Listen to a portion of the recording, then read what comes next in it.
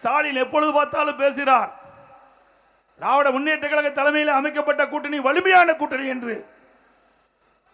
திரு ஸ்டாலின் அவர்களே, நீங்கள் கூட்டணியை நம்பி தேர்தலை சந்திக்கின்றீர்கள். நாங்கள் கூட்டணியை வைத்திருக்கின்றோம், மக்களை நம்பி தேர்தலை சந்திக்கிறோம்.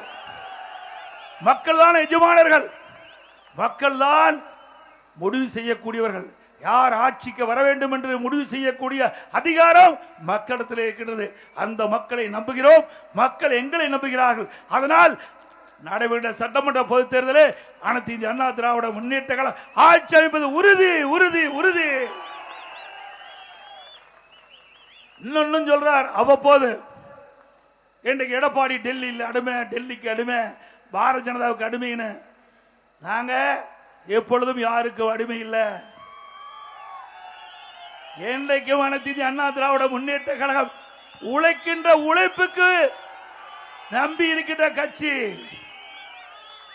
மக்களுக்கு நிறைய திட்டங்களை கொடுத்து நன்மைகளை கொடுத்து அதன் மூலமாக மக்களுடைய ஆதரவை பெற்ற இயக்கம் அண்ணா திமுக இயக்கம், அண்ணா திமுக அரசாங்கம். உங்க கட்சி அப்படி அல்ல. இன்றைக்கு தேர்தல், சட்டமன்ற தேர்தல் நடைபெறுகின்ற ஒரு காலகட்டத்தில் திமுக காங்கிரஸ் கூட்டணி வச்சது. அந்த காலகட்டத்தில் அறிவாலயத்தில் முதல் மாடியில் ரெய்டு, தரைதளத்தில் கூட்டணி பேச்சுவார்த்தை. மிரட்டி கையெழுப்பு வாங்க மாட்டாங்க. காங்கிரஸ் கட்சி சேர்ந்த மிரட்டி திராவிட முன்னேற்ற கழகத்தை அடிமைப்படுத்தி தேர்தலில் கூட்டணி வைத்தீங்க. நீங்க தாங்க காங்கிரசுக்கு அடிமை. திராவிட முன்னேற்ற கழகம் தான் காங்கிரசுக்கு அடிமை.